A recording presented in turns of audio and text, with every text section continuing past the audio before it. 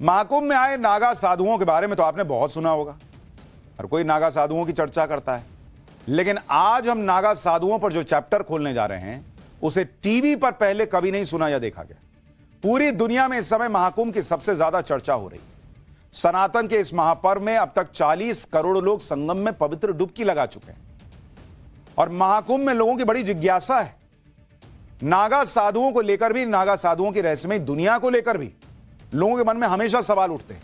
और हमने पाठशाला में आपको कहा था कि हमारा प्रयास है कि जब सनातन का यह महापर्व हो रहा है तो सनातन से जुड़े हुए लोगों को, सनातन से जुड़ी हुई आस्थाओं को आप क्लियर कट समझ पाए। इसलिए पिछले हफ्ते हमने आपको अघोरियों पर स्पेशल रिपोर्ट दिखाई थी। आज हम नागा साधुओं पर ऐसी रिपोर्ट लाए हैं जो टीवी पर पहले आपने नहीं देखी होगी। कई सवाल जो नागा साधुओं को लेकर अनसुलझे हैं। नागा साधु कहां रहते हैं, कहां से आते हैं, कुंभ के बाद कहां चले जाते हैं, इसके बारे में आज पक्का जवाब किसी के पास नहीं है। इसके बारे में पहले भी कई बार बात हो चुकी है, लेकिन आज मैं आपको नागा साधुओं की मौत को लेकर ऐसे रहस्य के बारे में बताऊंगा जिसे सुनकर आपके भी रोंगटे खड़े हो जाएंगे। आज टीवी पर पहली बार महाकुंभ में एक नागा साधु की मृत्यु से जुड़ा ऐसा खुलासा होगा जिसके बारे में अब तक आपको किसी ने नहीं बताया। सबसे हैरान करने वाली बात यह है कि नागा साधु अपने जीते जी ही अंतिम संस्कार करवा लेते हैं अपना, लेकिन मृत्यु के बाद भी इनका दाह संस्कार नहीं होता, इनको अग्नि के हवाले इनकी बॉडी नहीं होती। तो फिर सवाल है कि नागा साधुओं की मृत्यु के बाद उन्हें मुक्ति कैसे मिलती होगी। यह जानने के लिए हमारी टीम महाकुंभ गई थी। हमारे सहयोगी मुनीश देवगन ने वहां से एक रिपोर्ट कवर की और जो वीडियो सामने आया वो बहुत हैरान करने वाला है। पहले एक झलक देखिए इस रिपोर्ट की, फिर आपको एक एक चीज विस्तार से बता दूं।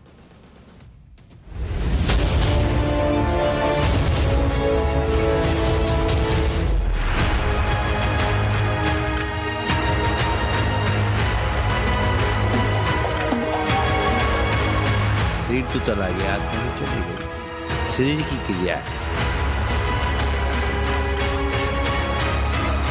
मिट्टी के अंदर लगा करके और मेवा मिष्टान से भी माने हम लोग उनको दबाते हैं।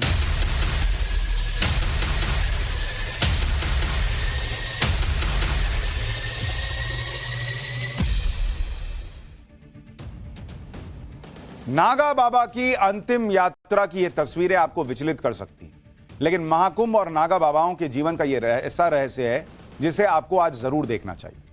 महाकुंभ की यात्रा के दौरान हमारे सहयोगी मुनीश देवगन की टीम को एक नागा बाबा की अंतिम समाधि देखने का मौका मिला। ऐसा माना जाता है कि महाकुंभ के दौरान बहुत ही पुण्यशाली साधु को समाधि लेने का अवसर मिलता है।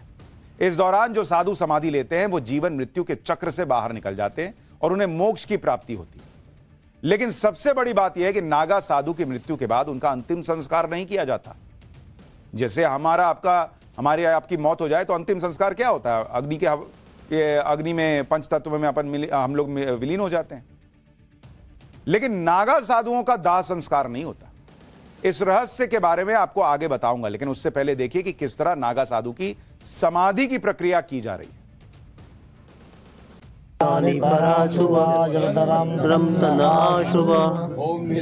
गर्भः समातः अग्रे भूतः सजं पति बढ़िया हो भाई, मेघ भगवान अर्जुन। अरे थोड़ा नीचे से पीछे और रखो ना, नीचे से ये मिट्टी डाल दो, मिट्टी इधर आ जाओ भाई। तानि पराशुभा रम तनाशुभा गर्भः समातः।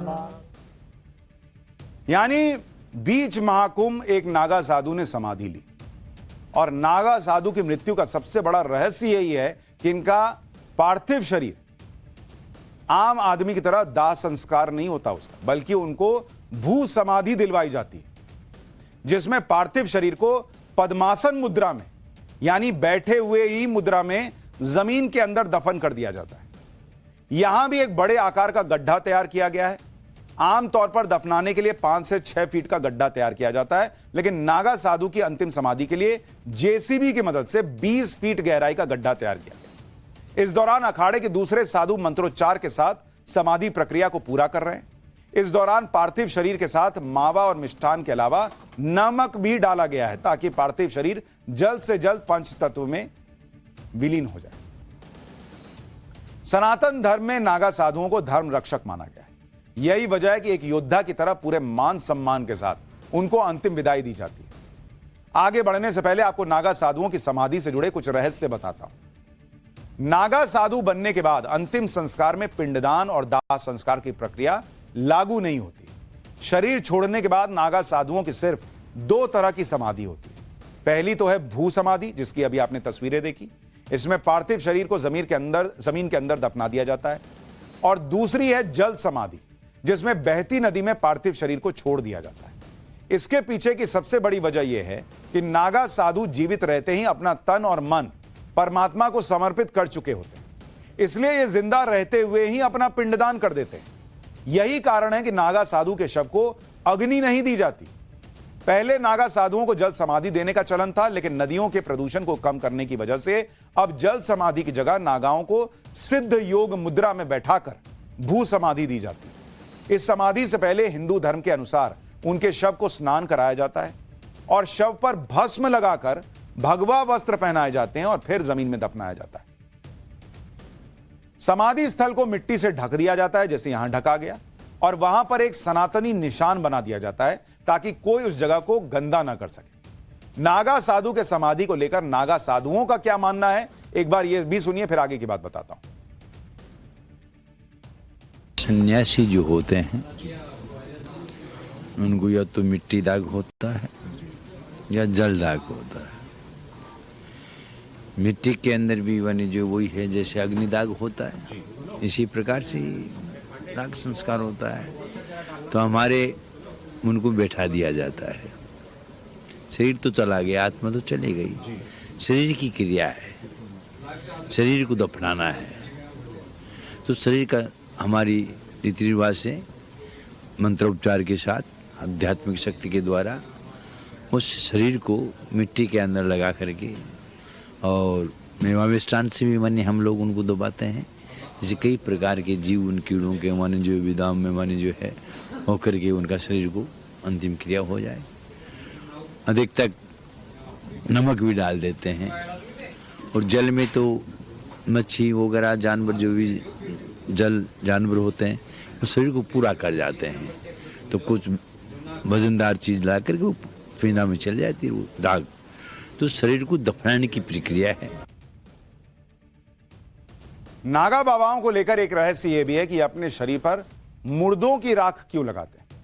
इसके पीछे का सच जानने के लिए आज आपको नागा बाबा से जुड़ी कुछ और रहस्य जानने चाहिए। दरअसल नागा दीक्षा के दौरान 2 तरह के नागा साधु तैयार होते हैं। एक दिगंबर नागा साधु जो पूरी तरह नग्न रहते हैं। दूसरे हैं श्री दिगंबर नागा साधु होते हैं जो लंगोट धारण करते हैं। नागा साधु बनने के लिए एक बहुत कठोर प्रक्रिया से होकर गुजरना पड़ता है। इसमें आजीवन संयम और ब्रह्मचर्य का पालन करने के लिए कई इंद्रियों को नष्ट कर दिया जाता है। इसके अलावा नागा साधु के पूरे शरीर पर राख को मलकर रखने की 2 वजह बताई गई है। पहली तो यह कि राख को नश्वरता का प्रतीक माना जाता है और दूसरा यह कि शरीर पर एक तरह के आवरण का यह काम करती है। आपको जानकर हैरानी होगी कि हर बार कुंभ में नागा साधुओं को दीक्षा दी जाती है। इसमें जगह के हिसाब से नागा साधुओं को अलग अलग नाम दिए जाते हैं। प्रयागराज के कुंभ में नागा साधु बनने वालों को नागा, उज्जैन में बनने वालों को खूनी नागा, हरिद्वार में बनने वालों को बर्फानी नागा और नासिक में बनने वाले को खिचड़िया नागा कहा जाता है। नागा साधु जिस राख को लपेट लेते हैं वो कई बार चिताओं से ली गई मुर्दों की राख होती है।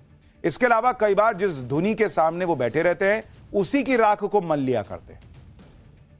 नागा साधुओं से जुड़ा एक सबसे बड़ा रहस्य यह भी है कि सिर्फ कुंभ में ही नजर आते हैं। इसके बाद ये कहां गायब हो जाते हैं इसके बारे में किसी को कुछ नहीं पता।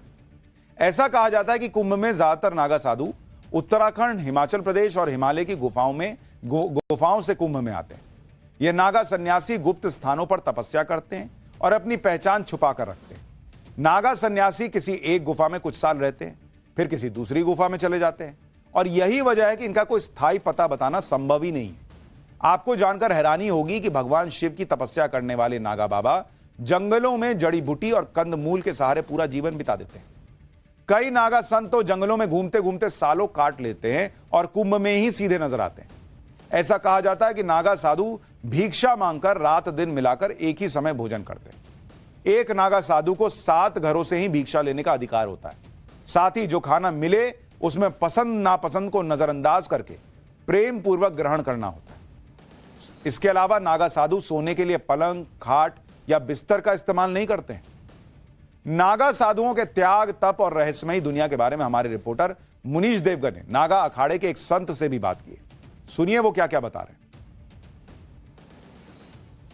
सबसे पहले तो हमें अपना घर छोड़ने के बाद में गुरु लोगों की सेवा करनी पड़ती है, और जब उस योग्य हम हो जाते हैं, गुरु लोग समझते हैं, तो उसके बाद हमारा जो है शुरू में पंच संस्कार करते हैं।